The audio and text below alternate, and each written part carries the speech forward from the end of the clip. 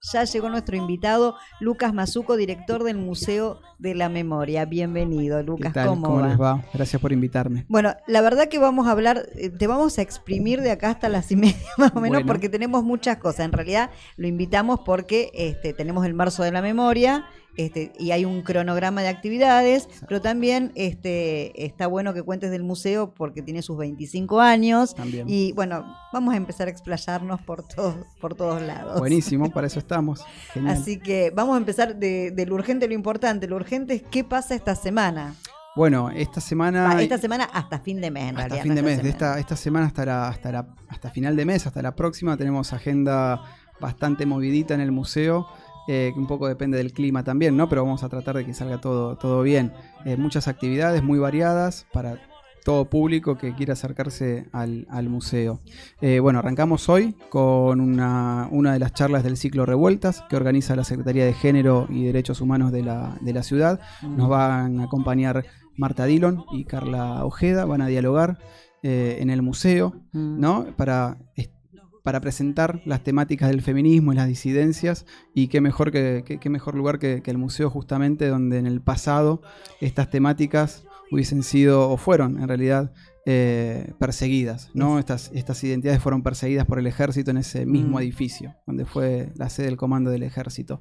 Mañana seguimos con la vigilia en la Plaza 25 de Mayo, que arranca tempranito a la tardecita.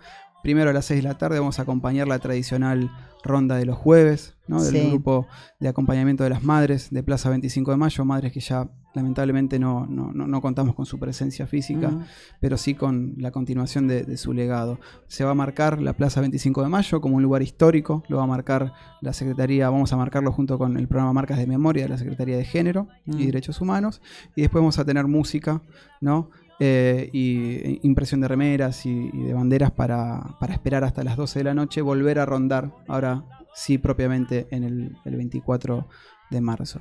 Y mañana 24, esa es la primera parte de la agenda, ¿no? Mañana 24 a la mañana vamos a estar en el Bosque de la Memoria, en el Parque Scalabrini Ortiz, a partir de las 9:30, haciendo una ceremonia que ya tiene prácticamente 20 años de tradición, que es plantar en el bosque árboles en conmemoración a las víctimas del terrorismo de Estado.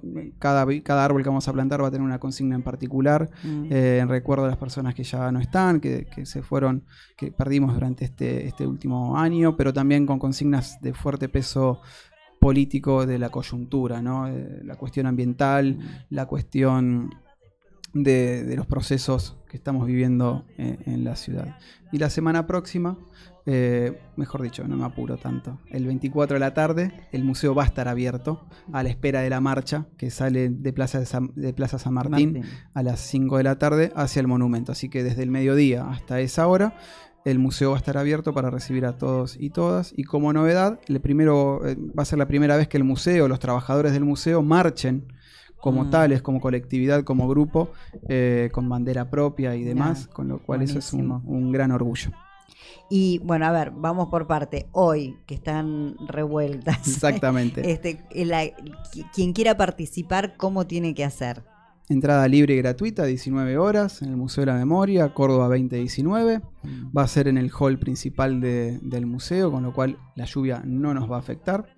Y bueno, ahí vamos a poder escuchar a Marta Dillon, periodista, escritora, y a Carla Ojeda, compañera de la ciudad, también referente del colectivo de la comunidad travesti trans de la ciudad, dialogar justamente en cómo el colectivo del feminismo y las disidencias están revolviendo las perspectivas y las temáticas que tradicionalmente llevábamos dentro del campo de los derechos humanos y la memoria, ¿no? Y las memorias de la historia reciente de nuestro país.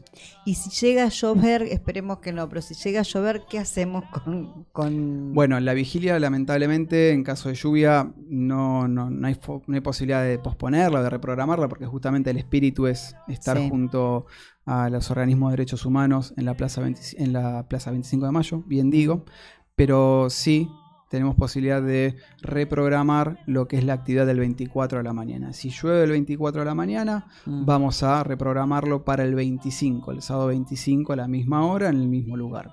Bárbaro. Si llueve también el 25, esperemos que no. Ya ahí vamos a anunciar en redes sociales qué tipo de reprogramación vamos a realizar. Tal vez ahí ya sea más una actividad con grupos escolares y demás, como algunas veces nos ha pasado. Es rara vez nos ha sucedido esto, pero lo hemos hecho en el pasado, creo 2017, 2018, nos sucedió que llueva los 2 días seguidos, ¿no? Claro, o sea, bueno, pero se puede hacer. Lo importante puede es hacerlo. que esa el bosque lo vamos a actividad hacer. se puede hacer. Vamos a plantar memoria. Y la semana que viene... Sí, y la semana que viene tenemos también una agenda bastante cargadita.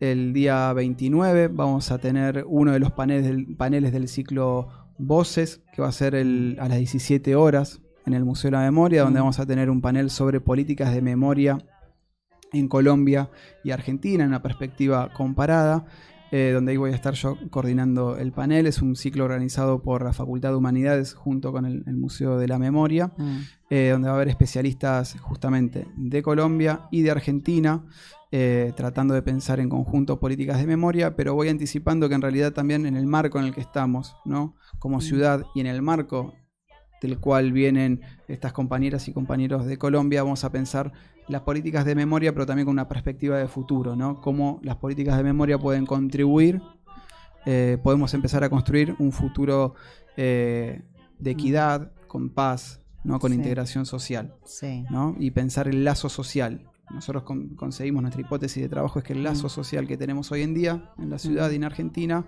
es fruto de ese genocidio llevado adelante por la dictadura cívico-militar, que la violencia, la forma violenta de vincularnos o de concebir al otro con desconfianza, con desinterés, con apatía, no nace de un repollo, sino que tiene esa matriz de ese genocidio. Son las memorias que tenemos. Exactamente. Entonces en ese panel vamos a tratar de trabajar en ese sentido. Miércoles 29 a las 17 horas en el museo. Luego, el jueves, vamos a estrenar un capítulo del ciclo documental Fue en la calle, de Unicanal, el canal de la Universidad Nacional de Rosario. Se va a proyectar el capítulo número 2, que está más referido a el colectivo Nietes, ¿no? Esta nueva generación de militantes, el colectivo, la organización Hijos también. Y bueno, eso va a suceder en el hall principal del museo, en caso de que el clima no lo permita. Si no, va a ser en la terraza del museo, que es tan bella y tan propicia. Hermosa. Y el viernes 31 a las 18:30 presentamos el nuevo libro de la historiadora Gabriela Águila, el libro Historia de la última dictadura militar, que edita Siglo XXI, ¿no? Va a estar Gabriela acompañada por Luciano Alonso, historiador de Santa Fe. Y yo voy a estar coordinando un poquito el diálogo ahí, tratando de acompañar lo mejor posible. Y es muy interesante porque es uno de los pocos trabajos en los que Gabriela se enfoca en el proceso histórico de una clave nacional y global, y no tanto local y regional. Y hace bastante que no se edita una obra que tenga un espíritu omnicomprensivo del proceso, ¿no? Del proceso histórico. Entonces va a ser muy interesante qué nos tiene para contar y aportar este nuevo libro de Gabriela. Buenísimo, la verdad que cualquier cantidad de actividades. Y variado para quienes quieran. Variado para todo el que quiera. Y nada, y son todas actividades aparte gratuitas. Totalmente gratuitas, libres. Van al museo y pueden participar. José. Con esto de la ronda de las madres, que bueno, es algo, de los jueves, perdón, que es algo que se hace habitualmente, y la vigilia y demás. Sé que en algún momento hubo una vandalización, digamos, de la zona de la Plaza 25 de Mayo. Sí. ¿Cómo lo ves más en general a eso? Te quería preguntar. Sí, también porque hay toda una reversión sobre esta cuestión de los 30.000, algo absurdo que estamos discutiendo, incluso con datos a veces son sacados de contexto, ¿no? Pero bueno, ¿cómo lo ven ustedes desde el museo? Fundamentalmente porque también el museo hace memoria, ¿no? Exacto. Bueno, en años anteriores, prepandémicos, ¿no? En el gobierno nacional anterior hubo algunas situaciones violentas de forma explícita hacia la ronda, ¿no? Personas que se acercaron vestidas con ropas que similaban ¿no? la estética militar y demás, y con proclamas nacionalistas, entre comillas, atacando la memoria de las madres y atacando al grupo, ¿no? de madres y de militantes que estaban rondando los jueves. El debate por el número de desaparecidos y desaparecidas o de víctimas del terrorismo de Estado, nosotros lo entendemos en realidad como un debate bastante cínico por parte de quienes lo plantean. Martín Cohen, escritor, lo ha dicho muy claramente en su momento en el canal La Nación Más, cuando debatió con Darío Lo Pérfido, que fue uno de los primeros en hacerlo de forma tan verborrágica y explícita, el cuestionamiento al número. Él mismo dijo, es responsabilidad del Estado clarificar el número. Los organismos de sobrevivientes, de víctimas y de militantes tienen la bandera de los 30.000 y nosotros tenemos la bandera de las y los 30.000, que incluso hoy en día se puede actualizar a 30.400 para incluir el colectivo LGBT, que en su momento no fue tenido en cuenta para las denuncias y demás, como una bandera histórica de lucha para reclamar la responsabilidad del Estado ante el proceso histórico. Indilgarle esa responsabilidad a los sobrevivientes y a las víctimas es parte de tergiversar el debate, ¿no? Claro. Que ya ni siquiera es negacionismo, se habla de negacionismo por lo general y nosotros tenemos claro que hay negacionismo de los crímenes, pero también hay relativización de los crímenes y con el objetivo último de reivindicar los crímenes del Estado y el proceso histórico que llevó adelante y las políticas que llevó adelante la última dictadura. Ese es el foco que hay que tener en cuenta, ¿no? Fue el Estado el que realizó el genocidio, es el Estado el que tiene que reparar y dar cuenta de eso.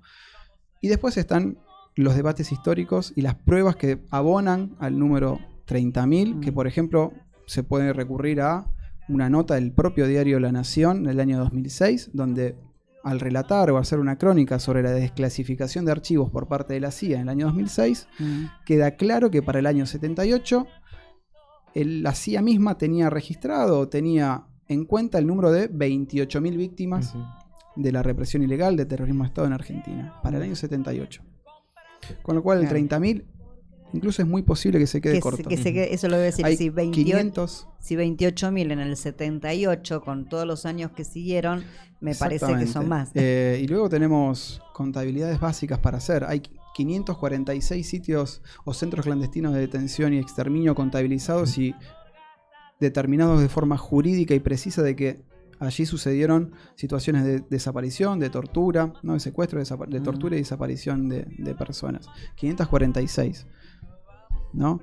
Con que hayan pasado 50 personas por ahí, pasamos holgadamente, ampliamente, 100 personas por cada uno de esos centros, pasamos ampliamente el número de los 30.000. La ESMA solo tiene 5.000 personas. El Servicio de Informaciones acá cerquita, San Lorenzo y Dorrego, tiene casi 2.000 personas o más de 2.000 personas que pasaron por ahí.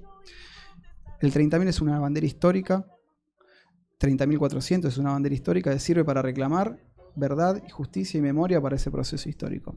Mirar los números es tergiversar la discusión. Sí. Sí. Es en realidad plantear otras cuestiones. Claro, porque en realidad acá lo que importa... ¿Qué número le satisface? Pero aparte llega un punto que va más allá de un número. O sea, así fuesen 10. Es el fondo de la cuestión. Claro, es el fondo, ¿no? O sea, es la idea de transformar la sociedad a través de un genocidio. Con 10 personas que le hayan pasado algo, ya está. O sea, ya no me importa. Exactamente. Son 20, 30... ¿Qué número indignaría a Lo Pérfido? Claro. Bueno, ponelo y lo debemos. No sé. Sí, no es la cuestión. Pero te discuto con uno solo. A mí me llama un poco la atención, ¿no? Cómo por ahí estos grupos influyen tanto en la juventud. Fundamentalmente, digo, para decirlo, para tampoco ocultarlo de Milei y demás, la influencia sobre la juventud y cómo desde, bueno, seguramente desde el museo lo hay, ¿no? Has comentado una agenda interesante, pero también cómo desde otros espacios educativos, sociales en general, mínimamente se pone en debate, porque pasa mucho en las redes sociales, no sé si este debate particularmente de la dictadura, pero en general de cuestiones de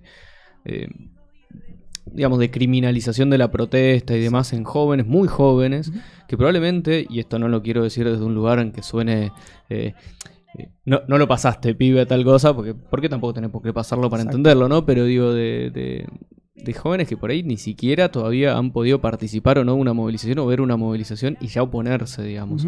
¿Te parece que hay que laburar de otros lugares? ¿Cómo ves eso? Bueno, el museo para nosotros tiene que ser un momento, un espacio y una situación de encuentro intergeneracional. Es clave. Nosotros trabajamos para reparar a las víctimas. Somos una política de reparación, en términos simbólicos e históricos, para las víctimas, de investigación para lograr verdad y justicia, pero fundamentalmente y también para lograr el encuentro intergeneracional. La memoria es ese encuentro intergeneracional entre el pasado, las personas que habitaron el pasado y las personas que van a habitar el futuro, ¿no?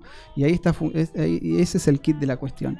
Habrá porciones de la juventud, hay porciones de la juventud que se sienten seducidos por estos discursos o estas narrativas antiderecho, individualistas. con tendencias claramente autoritarias que reivindican este pasado violento del Estado y esta violación a los derechos humanos de forma sistemática y hasta por momentos invitan a que vuelvan a suceder, sí. Los hay. Pero también hay muchísimos otros sectores de la juventud, de las juventudes, que ni por casualidad se les ocurren esas cuestiones, que tienen muchísimos cuestionamientos para hacer a la democracia, porque entienden, saben y viven que viven lo que la democracia no les ha dado. Sí.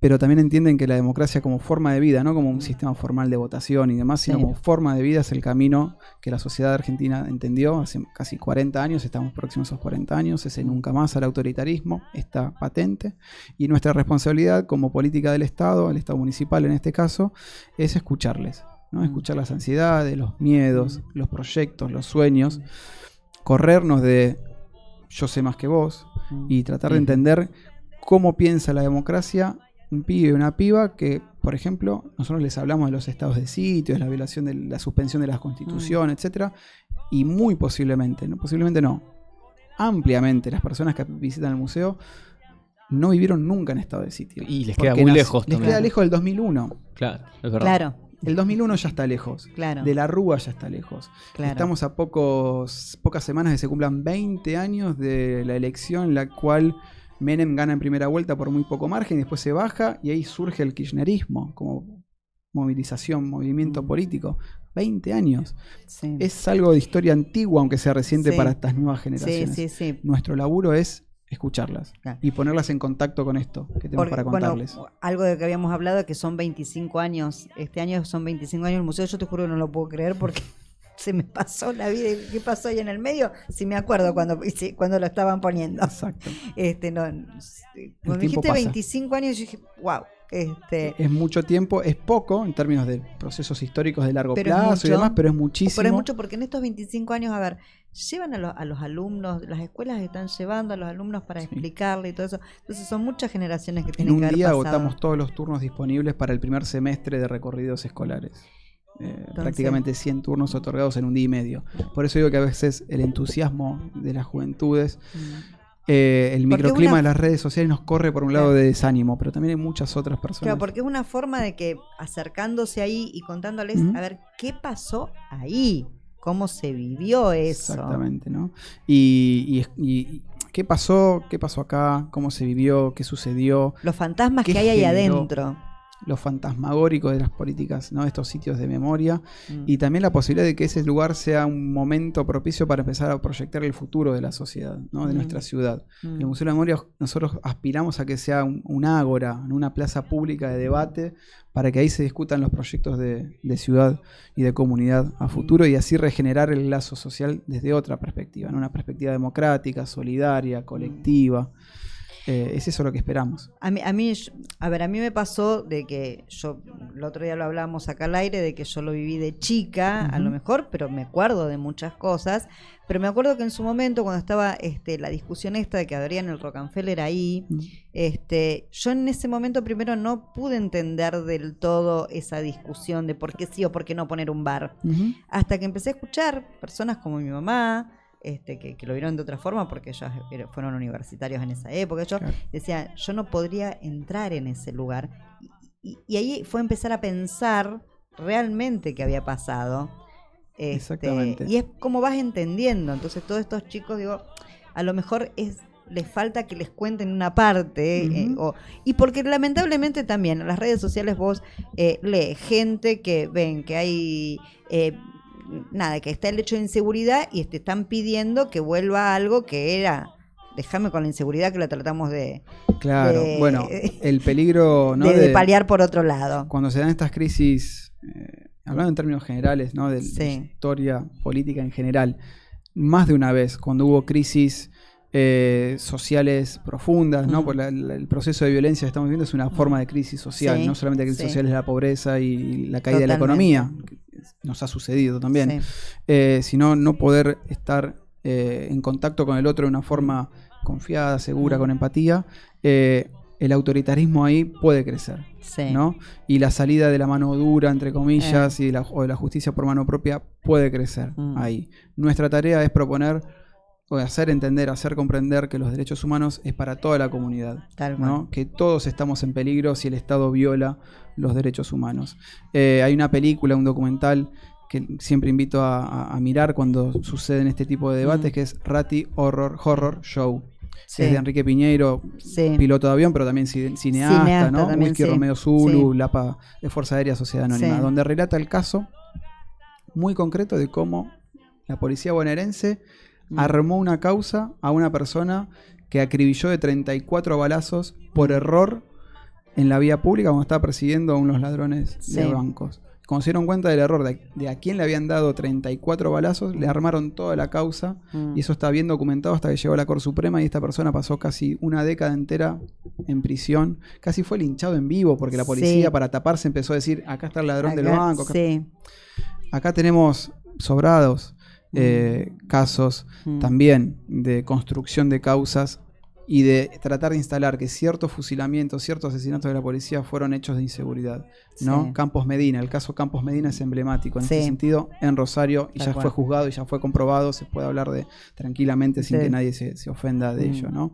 Los derechos humanos no son de los delincuentes, son de todos y de todas, ¿no? La presunción de inocencia es fundamental para la democracia, las garantías procesales son fundamentales para la democracia, porque ni bien se corre un poquito la frontera de qué es lo que el Estado puede o no puede hacer con la vida de uno, se corre para siempre, con consecuencias inimaginables. Totalmente. Pero que sí conocemos porque está la historia reciente para atestiguarlo. Está el Museo de la Memoria para atestiguar qué pasa cuando se corren esas fronteras. Eso lo decía, qué importante que es para esta parte de la adecuación el museo. Y además entender que la paz se va a construir en esta ciudad con equidad, con inclusión, con integración y con proyectos de vida para las nuevas generaciones que estén basados en eso, ¿no? En tener trabajo, tener una vida digna, tener un trabajo digno, que no sea sobreexplotación, tener hogar, tener servicios públicos de calidad, etcétera, etcétera, etcétera. No policías con vía libre para hacer lo que quieran. Tal cual.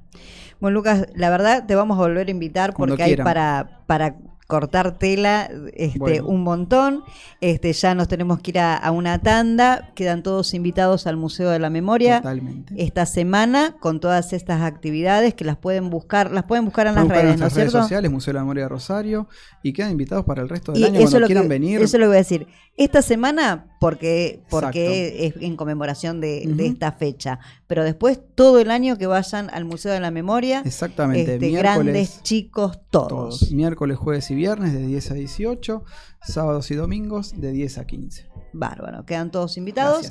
Y ya te invitaremos nuevamente. Muchas gracias por haberte llegado acá.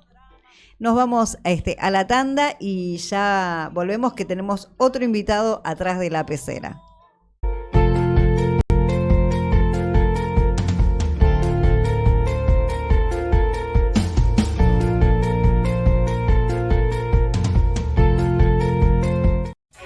En todas las redes, @AgofaTV. Interactuás y compartís. Somos Agofa TV. Una nueva experiencia. Nos buscás, nos encontrás.